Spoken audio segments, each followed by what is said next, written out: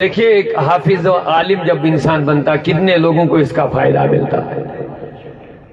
ان کے والدین کو فائدہ ملتا ہے, ان کے اساتذہ کو فائدہ ملتا ہے, لیکن ایسا نہ ہو کہ جنہوں نے مال دے کر کے پڑھایا ہے ان کے لیے کوئی فائدہ نہ ہو. نہ ایسا نہیں. میرے نبی کریم نے فرمایا اللہ کا یہ عالم دین عرض کرے گا مولا جنہوں نے مال دے کر میری پڑھائی کا اہتمام و انتظام کیا ہے ان کے بارے میں کیا ہے, تو عرض کرے گا اے اللہ جب تک وہ جنت میں نہ جائیں گے میں کیسے جا سکتا ہوں. رب فرمائے گا جاؤ ان کو پکڑ کے لے آؤ, ہاتھ پکڑ کے لے آؤ, اپنے ساتھ جنت میں داخل کر لو.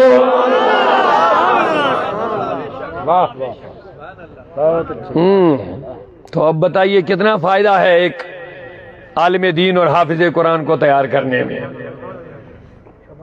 اور میں یہ بھی نہیں کہتا ہوں کہ آپ بچوں کو دنیاوی تعلیم مت پڑھاؤ, لیکن دنیاوی تعلیم آپ کی دنیاوی عارضی سامان ہے. اصل سامان یہ ہے, اس پر ایمان ہے تو سبحان اللہ بول لیجیے. اصل سرمایہ یہی ہے. دنیا کی ڈاکٹری انجینئری جو بھی تم بناؤ گے یہی رہنا ہے. ان کا کمایا ہوا مال بنایا ہوا سرمایہ یہی رہے گا. اگر ساتھ جانے والا کچھ ہے تو یہی نیک کام ساتھ جانے والے ہیں. اگر قیامت میں تجھے فائدہ دینے والی کوئی چیز ہے وہ نیک اولاد ہے, صالح اولاد ہے. میرے نبی نے فرمایا البسوالدی تاج, جس نے قرآن پاک کو حفظ کیا, اس پہ عمل کیا, اس کے احکامات کو نبھایا, اس کے حرام کیے سے بچا, اس کے حکم پر عمل کیا. اور میرے دوستوں میرے نبی کا فرمان ہے اس کے والدین کو قیامت کے دن نورانی تاج پہنایا جائے گا. نعرہ تکبیر. سنیے ماشاءاللہ ماشاءاللہ. نعرہ رسالت علامہ عبدالرشید داؤدی صاحب. نعرہ تکبیر. اپنی دولت پر ناز بہت سارے کرتے ہیں, اپنی امیری پر فخر بہت سارے کرتے ہیں, اپنی اولاد پر فخر کرتے ہیں. میرا بچہ یہ ہے, میرا بچہ وہ ہے, میرا ڈاکٹر ہے, میرا انجینئر ہے, میرا پائلٹ ہے. ہمیں کوئی حسد نہیں ہے, لیکن اصلاح کی بات کر رہا ہوں. کسی کو فخر ہے میرے پاس اتنا مال ہے, اتنی کاریں ہیں, اتنے بنگلے ہیں, اتنی کرسیاں ہیں, اتنے عہدے ہیں, میں بڑا ہوں. اچھا ہے, مبارک ہو تجھے, لیکن وہ دن کیسا ہوگا جب دنیا دار آدمی جس نے آخرت کی فکر نہ کی ہوگی, جو ترس رہا ہوگا ایک نیکی کے لیے, جس نے دنیا میں بڑے ناز و نخرے کیے تھے, اپنی دولت پہ بڑی گھنگیاں ماری تھی, بہت گھمنڈ کرتا تھا, لیکن قیامت میں جب حافظ قرآن اور عالم دین کے باپ اور ماں کے سر پر تاج رکھ دیا جائے گا اس وقت تیرا کیا حال ہوگا. نعرہ تکبیر, نعرہ تکبیر, نعرہ رسالت, اسلام عالمگیر, نعرہ تکبیر, نعرہ رسالت. 50,000 سال کا ایک ہی دن ہوگا. یہاں تو زندگی 50 سال 70 سال 90 سال, اس سے زیادہ تو ہے ہی نہیں آج. وہاں ایک ہی دن 50,000 سال. توجہ ہے, اب خود فیصلہ کر لیجئے. یہاں تو بہت اونچے ہوا میں اڑ رہے ہم, دولت ہے, مال ہے, عزت ہے, کرسیاں ہیں, یہ ہے وہ ہے, اور غریبوں کو دیکھتے کہ یہ کسی کام کے نہیں ہے. لیکن اگر غریب نے بچے کو نیک بنایا, عالم بنایا, حافظ بنایا, اور اب تو حال ہی یہی ہو گیا کہ مدرسوں میں غریبوں کے علاوہ بچے آتے ہی نہیں پڑھنے کے. امیروں کو تو ہتک سی ہوتی ہے, بے عزتی جیسی لگ رہی کہ اپنے بچے کو مدرسے میں ڈالنا, طنز کرتے ہیں. بہت سارے لوگ ایسے ہوتے ان کو بڑے روزگار کی فکر لگی رہتی, کہتے ہیں جب مولوی بنے گا تو کھائے گا کیا, جب مولوی بنے گا تو مطلب اس کی یہ فکر ہوتی ہے کہ روزگار نہیں ملے گا, یہ نہیں ملے گا, وہ ملے گا, کھائے گا کیا. لیکن یہ جو باتیں کرنے والا ہوتا ہے نا, جب مولویوں کے مخالف بات کرتا ہے نا پھر بولتا ہے مولوی بہت زیادہ کھاتے ہیں. میں نے کہا ابھی تک تو کہہ رہا تھا کھائے گا کیا, اب کہہ رہا مولوی زیادہ کھاتے ہیں. یہ ہیں گمراہی، یہ ہیں ذہنی خرابی۔ اب بتائیے یہاں کی عزتیں کام آنے والی ہے کہ وہاں کی عزتیں کام آنے والی ہے؟ یہاں کی کامیابیاں کام آنے والی ہے کہ وہاں کی کامیابیاں کام آنے والی ہے؟ اور دنیا میں آئے ہی ہم اس لیے کہ آخرت کو کامیاب بنائیں۔ یہ میں نہیں کہہ رہا، قرآن اور میرے رسول کی حدیث ایک سنا دوں گا جلدی سے۔ سورہ الذاریات میں اللہ نے واضح فرمایا وَمَا خَلَقْتُ الْجِنَّ وَالْإِنسَ إِلَّا لِيَعْبُدُونِ۔ یہ رب کا خود کا فرمان ہے، قرآن میں موجود ہے، کہتا میں نے انسان اور جنات کو صرف اپنی بندگی کے لیے بنایا۔ اور میرے رسول کی حدیث ہے، فرمایا الدنیا مزرعۃ الآخرہ، یہ دنیا میں تم جو آئے ہو یہ دنیا کے لیے نہیں آئے ہو، دنیا میں آئے ہو تو آخرت کی تیاری کے لیے آئے ہو۔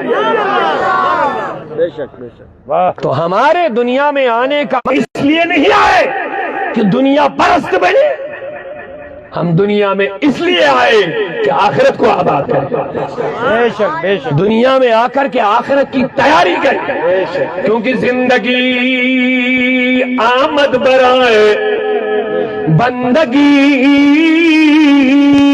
زندگی بے بندگی شرمندگی۔ سبحان اللہ۔ اے لوگو نعرہ تکبیر، نعرہ رسالت، نعرہ رسالت، جامعہ قادریہ اسلامیہ، نعرہ تکبیر، نعرہ رسالت۔ اے لوگو دنیا میں آئے ہو عبادت کے لیے، آخرت کی تیاری کے لیے، اچھے کام کرو تو وہاں تمہارا کام بنے گا، برے کام کرو گے تو وہاں کام بگڑ جائے گا۔ تو دنیا میں دنیا پرستی کے لیے نہیں آئے ہو، دنیا میں بہت سارے مخلوقات ہیں، ان میں سے اعلیٰ مخلوق انسان ہے، اشرف المخلوقات۔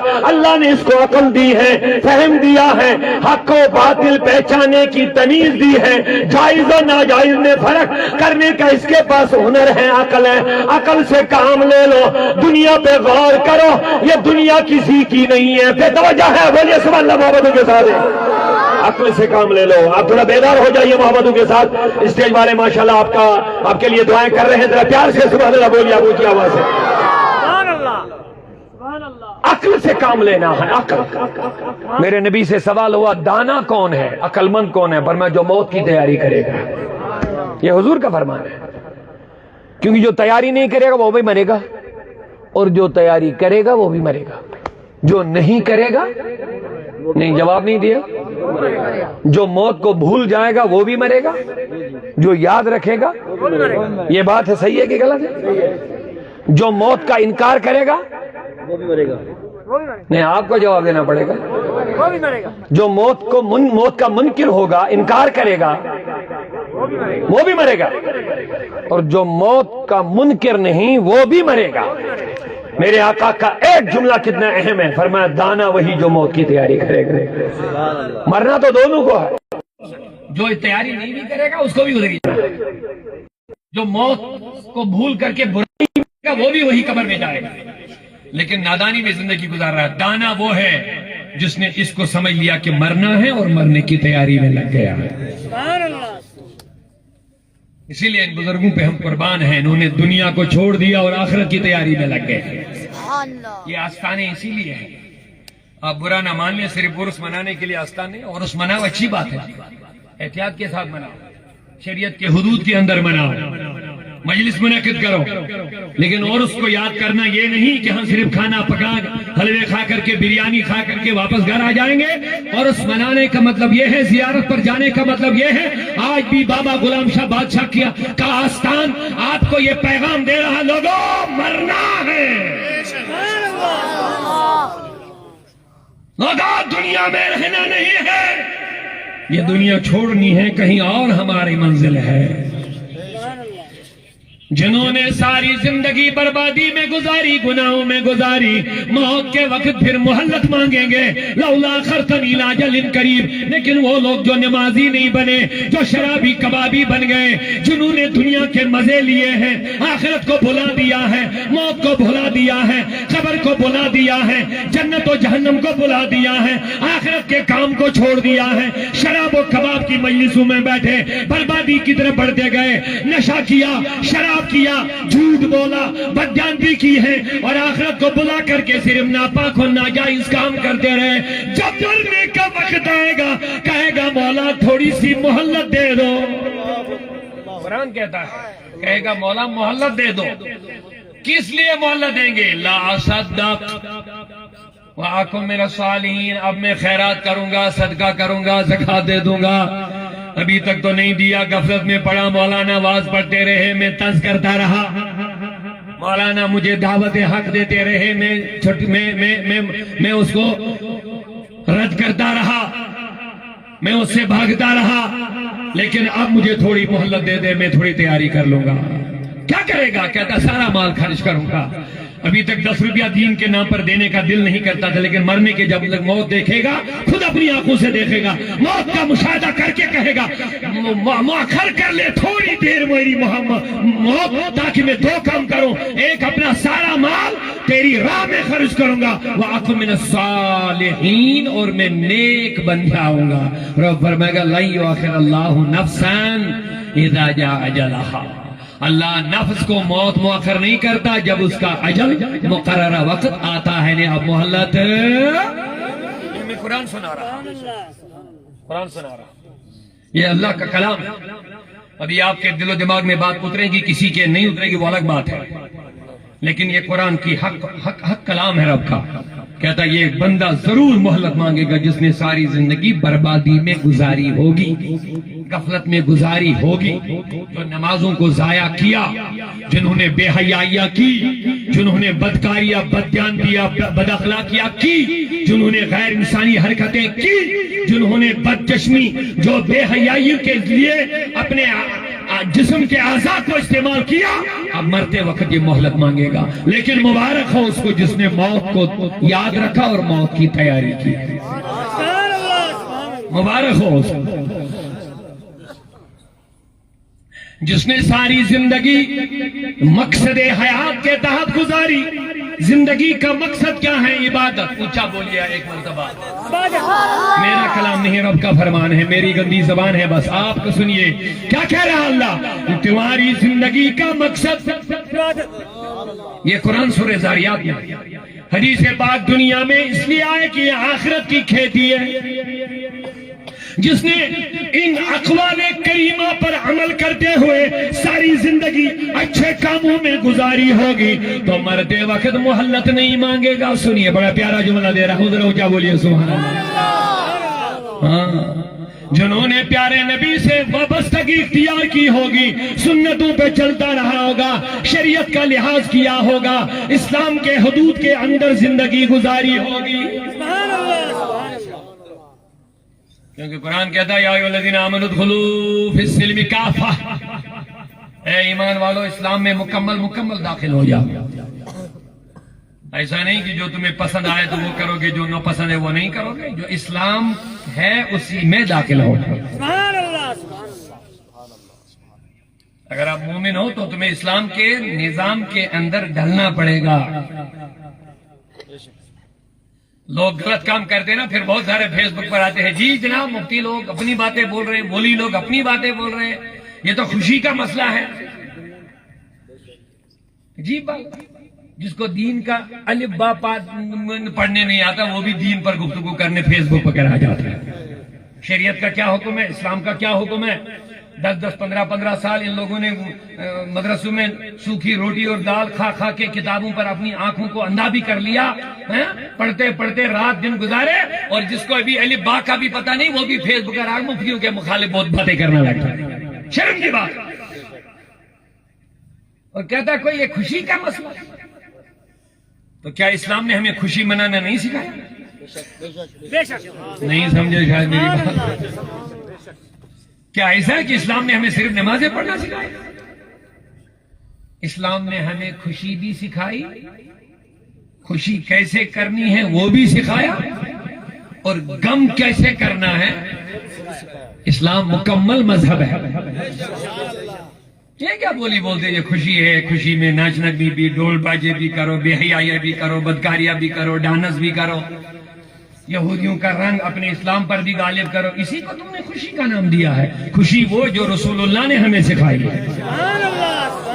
کیا میرے نبی نے ہمیں خوشی کو منانا نہیں سکھایا؟ کیا انہوں نے شادیاں نہیں کی؟ کیا صحابہ نے شادیاں نہیں کی؟ کیا غوث اعظم نے اپنے بیٹوں کی شادیاں نہیں کی؟ ذرا پیار سے نہیں بول رہے سبحان اللہ. کیا اولیاء اللہ نے اپنے بیٹوں کی شادیاں نہیں کی؟ کیا انہوں نے بھی ڈھول باجے بجائے؟ کیا انہوں نے بھی یہودیوں کا کام کیا ہے؟ کیا انہوں نے حضرت محمد مت مشراؤ تو اشن نار استمر اس کا جو نہیں سمجھے ان کو میں اردو میں بتا دوں گا. شیخ العالم کا کلام آج سے 650 سال پہلے کے ولی اللہ ہے جنہوں نے بالکل دنیا کو چھوڑ دیا. کیا فرمایا؟ ہارندو اے مسلمانوں، اے مسلمان گارن ہنس کا متراؤ تو غیروں کے کام مت کرو.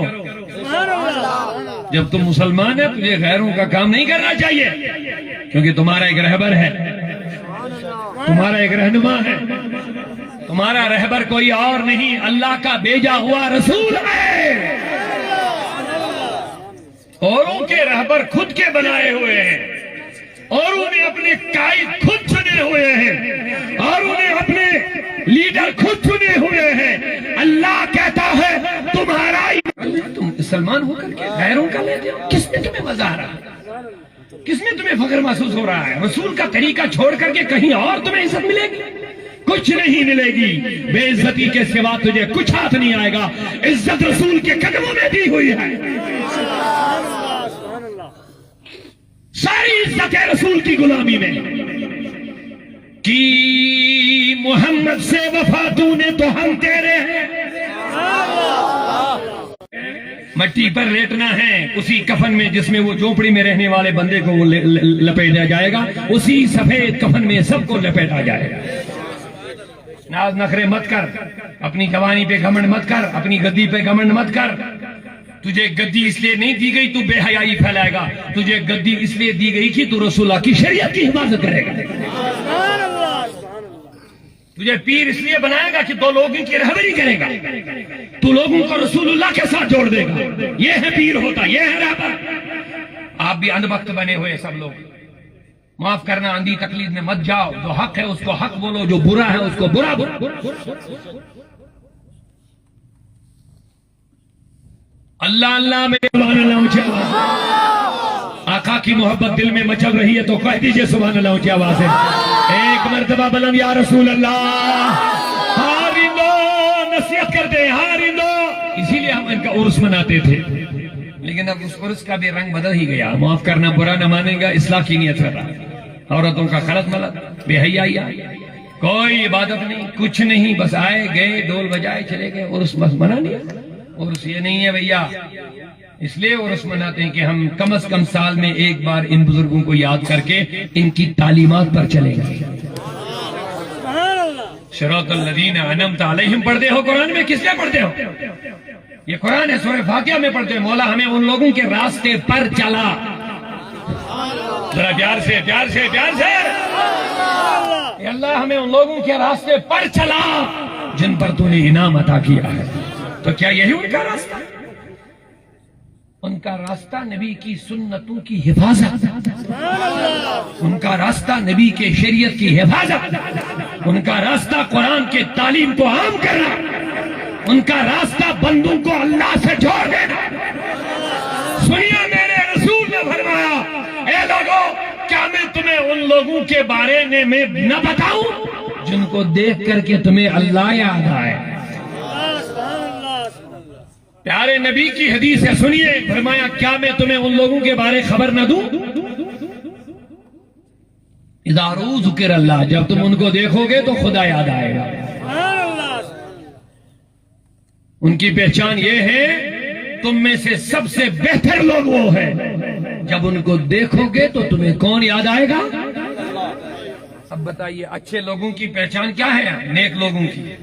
ان کی مجلس میں اللہ کی یاد ہونی چاہیے. نہیں سمجھے شاید جملہ، ذرا سبحان اللہ. نیک لوگوں کی پہچان جو میرے رسول نے فرمائی، خیر والے لوگ. خیارکم لفظ آیا، تم میں سے جو خیر والے ہیں، خیر والے ہیں، اچھے ہیں، ان کی پہچان یہ ہے جب ان کو دیکھو گے تو تمہیں اللہ یاد آ جائے گا. اب بتائیے حال آج کا کیا کیا بتائیں، کتنا کھول کے بتائیں. تو بزرگوں کا عرس اسی لیے مناتے ہیں کہ اور زیادہ اللہ کو یاد کیا جائے گا، اور زیادہ خدا رسول کی تعلیم کو لیا جائے گا، نہ کہ نبی کی مخالفت، نہ کہ شریعت کی مخالفت، نہ کہ سنت کی مخالفت۔ شیخ العالم فرماتے ہیں ہارندو ہنڈن ہنسکا میں گارن ہنسکا متراؤ تو گارن ہنسکا متراؤ، چھوڑ دو غیروں کے کام کو، حضرت محمد مت مشراؤ تو تمہیں کبھی بھی اپنے نبی کو بھولنا نہیں چاہیے، تمہیں کبھی نبی کو بھولنا نہیں چاہیے، حضرت محمد مت مشراؤ تو ان کو کبھی مت بھولو، مصطفیٰ کریم کو اصل نارست من روزی کات، اگر ان کو بھولا دیا، ان کے راستے کو چھوڑا، اگر ان کے طریقے سے چھوڑ کے زندگی گزاری، قیامت میں معاذ اللہ ہمیں جہنم میں لیا جائے گا، لیکن بات نبی پر آ جائے گی۔ نعرہ تکبیر، نعرہ تکبیر، نعرہ رسالت، نعرہ رسالت، فیضان اولیاء کرام، فیضان بابا غلام شاہ بادشاہ، نعرہ تکبیر، نعرہ رسالت۔ یا رسول اللہ، یہ ہے عشق۔ اب کھوکھلے عشق کے دعوے کرنا اور ہے، لیکن حقیقت میں عشق کا دعویٰ کرنا یہی ہوتا ہے جس نبی سے تم محبت کرتے ہو اس کی سنت پہ عمل کرو، ان کی شریعت کے مطابق زندگی گزارو۔ دیکھو ہمارے نبی کیسے چلے ہیں، کیسے بیٹھے ہیں، کیسے کام کیے، کیسے غمی میں زندگی گزاری، کیسے خوشی میں زندگی گزاری، کیسے شادی کیے، کیسے کیا کیے، یہ ساری رہبری ہمارے لیے قرآن کہتا ہے لقد کان لکم فی رسول اللہ اسوۃ حسنہ، تمہارے لیے نبی کا زندگی گزارنے کا نمونہ، تمہارے لیے بہترین نمونہ ہے زندگی گزارنے کا۔ سبحان اللہ۔ اقبال فرماتے ہیں تہذیب میں تم ہو نصارا تو تمدن میں حنود، یہ ہے مسلمان جسے دیکھ کے شرمائے یہود۔ سب کچھ ہو، سید بھی ہو، پیر بھی ہو، مرشد بھی ہو، رہبر بھی، یہ بھی بتا مسلمان بھی ہو کہ نہیں؟ سب کچھ بن بیٹھے ہو، کیا ہمارے جیسا کسی کو رہبر ملا؟ تو پہلے یہ جملہ سن لیجیے، آیت کا ترجمہ رہ جائے گا، میں عرض کرنا چاہوں گا ذرا پیار سے، سبحان اللہ۔ کیا میں عرض کر رہا تھا؟ جس نے ساری زندگی بربادی میں گزاری ہوگی، مرتے وقت کیا کہے گا؟ خدایا تھوڑی، ہاں کچھ سننے والے ہیں مجھے لگ رہا یاد بھی رکھ رہے ہیں، جواب دے دیجئے۔ تھوڑی بٹول کرتا رہا، وہ ہنستا تھا تو مذاق کرتا تھا، اب جب تم نے اپنی آنکھوں سے موت دیکھ لی، اب تمہیں یقین آ گیا کہ مرنا ہے۔ اب تمہیں جب یقین ہو گیا تو کیا چاہیے؟ اب کہتا تھوڑی مہلت، ابھی کیا مانگتا تھا؟ بڑی عمر، اب نہیں لمبی عمر مانگے گا، اب کہے گا تھوڑی۔ کو ٹھکرانا کیسا ہے، نماز کو چھوڑنا کیسا ہے، گناہ کرنا، شراب پینا، حرام کام کرنا، نشہ کرنا، بدجانتی کرنا، بدعملی، بد اخلاقی کرنا کیا چیز ہے؟ آج تمہیں مزہ ملے گا، ہو جا تیار۔ لیکن جس نے ساری زندگی آخرت کی تیاری میں گزاری، تھوڑا اونچا بس،